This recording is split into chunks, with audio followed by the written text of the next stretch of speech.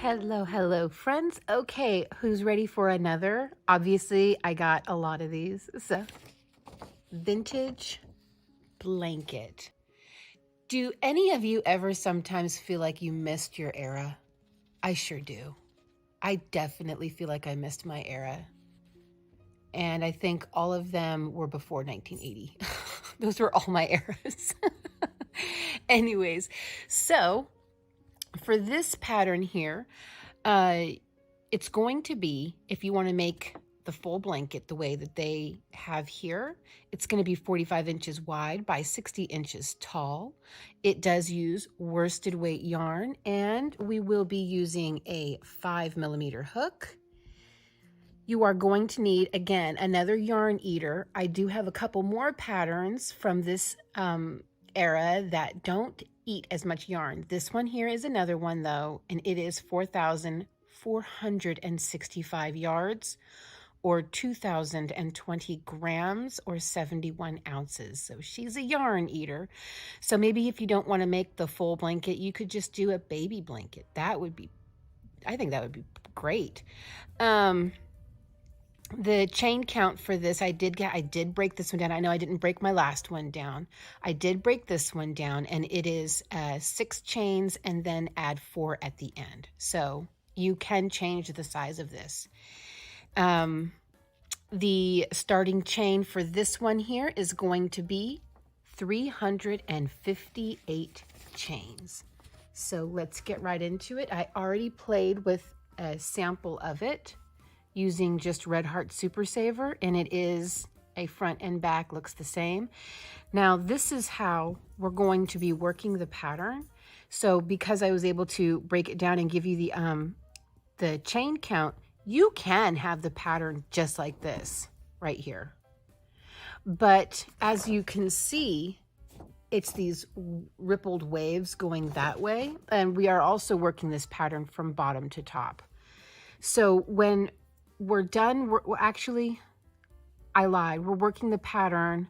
We're not working the width of the blanket as we start this off. We're actually working the length of the blanket.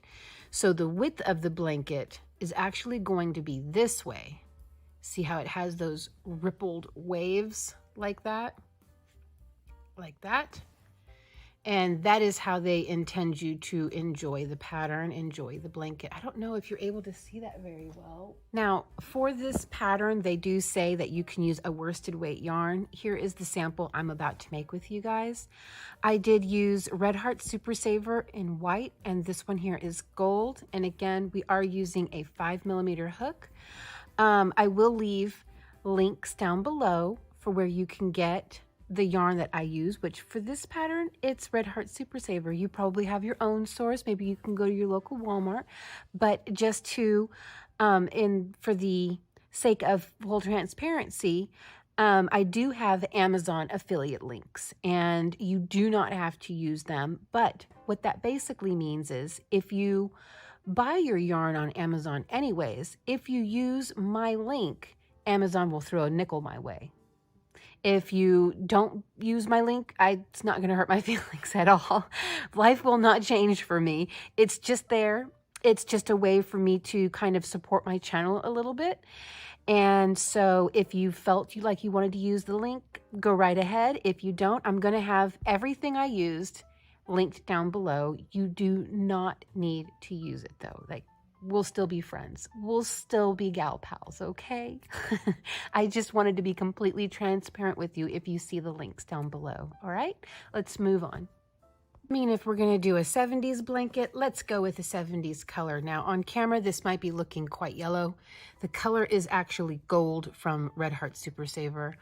I'm not exactly sure how to adjust my color on this camera, but that's okay. Let's just get right into it. I'm gonna chain 22. Again, the chain count is going to be 6 plus 4. So here we go. 1, 2, 3. I'll be back when I have 22. Okay, so I have my 22 chains here.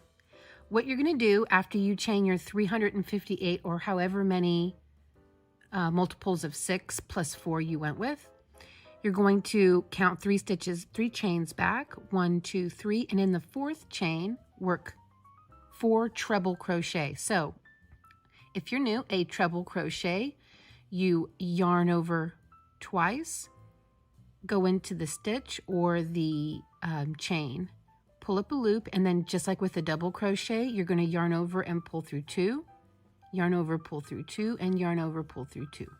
So you will pull through 2 3 times. All right, here we go.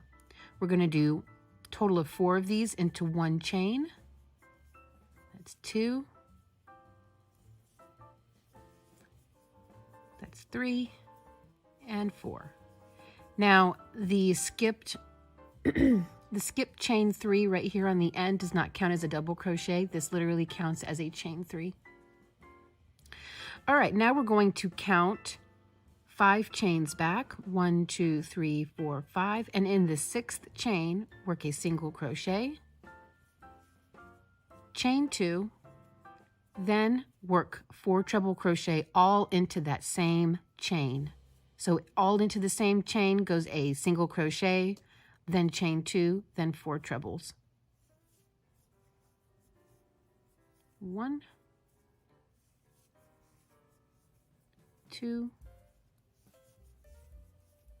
3, and 4. Then we repeat all the way to the end. 1, 2, 3, 4, 5. In the 6th one, single crochet, chain 2, 4 trebles. 1, 2, 3, oops, too many yarn overs, and 4. 1, 2, 3, 4, 5, 6. So you should end with 6 chains, you know, for your last chains that you need to work. There should be 6 of them. I'm not speaking right. Do we ever expect professionalism from me? No. So you should end with 6 chains by the end of your row. And we're just going to continue on. Work a single crochet, chain 3, 1, 2, 3, turn your work. Now, in the chain 2 spaces is where we're going to work all the way across. This is the 1 row repeat. You have worked your 3 chains, turn your work. Now, in this chain 2 space right here, start working your next, what they're calling a shell. So that's going to be a single crochet, chain 2. Didn't know which stitch I was supposed to say there. Then work your 4 trebles all into the same chain 2 space. That's 1, 2, 3, and 4. Here we go. And then without chaining, immediately jump over to the next chain 2 space you have coming off the end of these 4 trebles here. And work your single crochet, chain 2, and start working your 4 trebles. 1, 2, 3, and 4. Now on the end, excuse me, we're going to work a shell. So jump over and work your single crochet, chain 2, and 4 trebles. 1,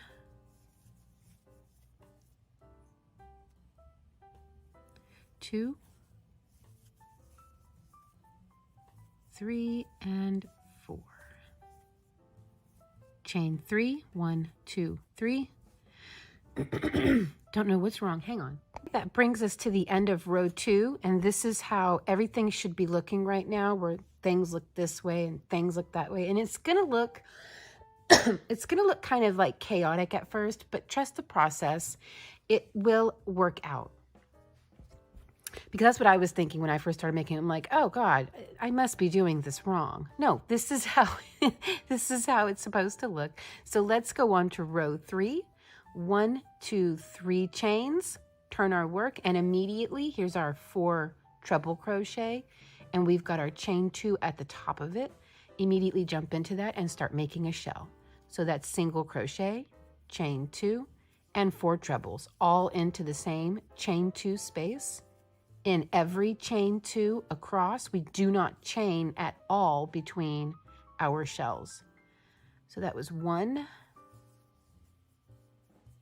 2, 3, and 4. There we go. And again, without chaining at all, we jump right over the top of, we skip all 4 of these trebles and we jump right into the chain 2 space and start making our next shell. Single crochet, chain 2, 4 trebles. 1, 2, 3, and 4. Jump over to the next chain 2 space, single crochet, chain 2, 4 trebles. 1, 2, 3, and 4. Pretty much as long as you are keeping your shell count consistent, you're doing it right. So I have 3 here, 3 here, and 3 here. Eventually what this is going to create, because again, we are making the blanket this way, but they intend you to ultimately use it this way. So what this is creating is sort of a scalloped top and bottom, as you can see. Okay, that's the end of row 3.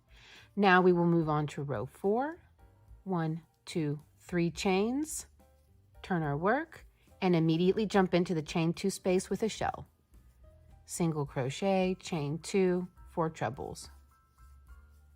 1, 2, 3, and 4.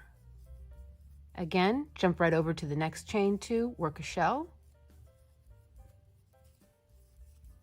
1, 2, oh, keep getting stuck on my own finger. 3 and 4. Jump over to the last shell, make a shell.